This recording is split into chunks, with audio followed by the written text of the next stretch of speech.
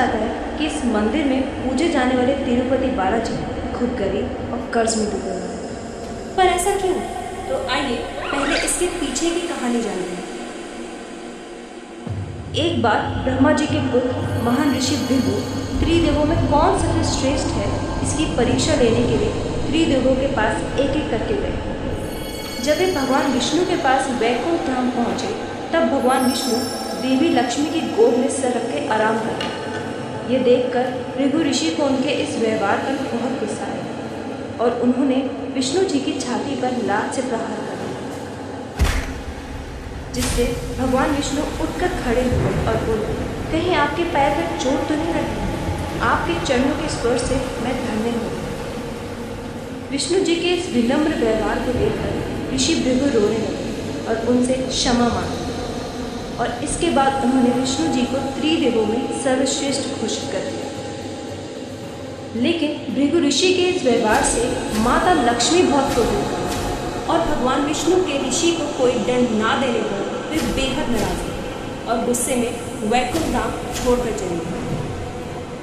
जब विष्णु जी ने देवी को ढूंढना शुरू किया तो पता चला कि माँ लक्ष्मी ने पृथ्वी पर एक राजा के घर पद्मावती नाम की कन्या के रूप में जन्म लिया।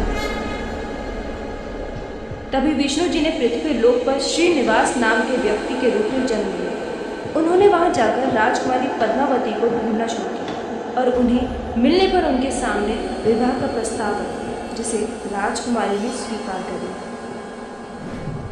अब सवाल ये आया कि विवाह के लिए धन कहाँ से आया?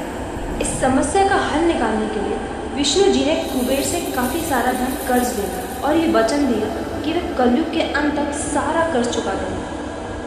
भगवान के कर्ज में डूबे होने के मान्यता के कारण भक्त बड़ी मात्रा में श्री तिरुपति बालाजी में धन दौलत भेंट करते हैं, जिससे भगवान विष्णु कर्ज मुक्त हो सके।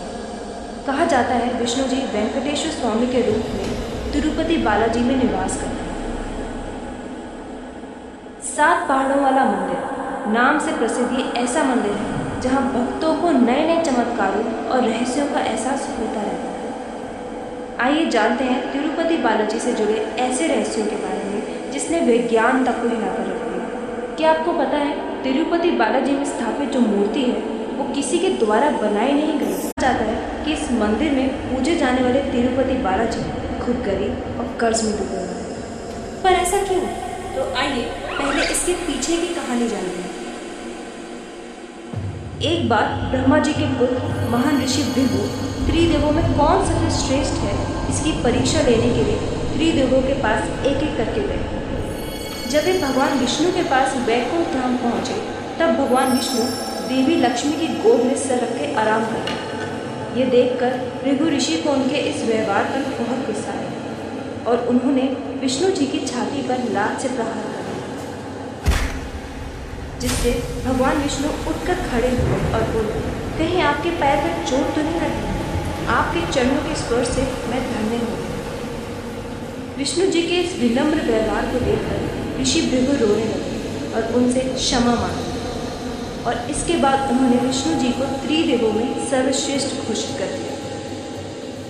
लेकिन भृगु ऋषि के इस व्यवहार से माता लक्ष्मी बहुत क्रोधित हुई और भगवान विष्णु के ऋषि को कोई दंड ना देने पर वे बेहद नाराज हुए और गुस्से में वैकुंठ धाम छोड़कर चले गए। जब विष्णु जी ने देवी को ढूंढना शुरू किया तो पता चला कि माँ लक्ष्मी ने पृथ्वी पर एक राजा के घर पद्मावती नाम की कन्या के रूप में जन्म लिया। तभी विष्णु जी ने पृथ्वी लोक पर श्रीनिवास नाम के व्यक्ति के रूप में जन्म लिया। उन्होंने वहां जाकर राजकुमारी पद्मावती को ढूंढना शुरू किया और उन्हें मिलने पर उनके सामने विवाह का प्रस्ताव रखा, जिसे राजकुमारी ने स्वीकार कर लिया। अब सवाल ये आया कि विवाह के लिए धन कहाँ से आया? इस समस्या का हल निकालने के लिए विष्णु जी ने कुबेर से काफ़ी सारा धन कर्ज लिया और ये वचन दिया कि वे कलयुग के अंत तक सारा कर्ज चुका देंगे। भगवान के कर्ज में डूबे होने के मान्यता के कारण भक्त बड़ी मात्रा में श्री तिरुपति बालाजी में धन दौलत भेंट करते हैं, जिससे भगवान विष्णु कर्ज मुक्त हो सके। कहा जाता है विष्णु जी वेंकटेश्वर स्वामी के रूप में तिरुपति बालाजी में निवास करते हैं। 7 पहाड़ों वाला मंदिर नाम से प्रसिद्ध ये ऐसा मंदिर है जहाँ भक्तों को नए नए चमत्कार चमत्कारों और रहस्यों का एहसास होता रहता है। आइए जानते हैं तिरुपति बालाजी से जुड़े ऐसे रहस्यों के बारे में जिसने विज्ञान तक को हिलाकर रख दिया। क्या आपको पता है तिरुपति बालाजी में स्थापित जो मूर्ति है वो किसी के द्वारा बनाई नहीं गई,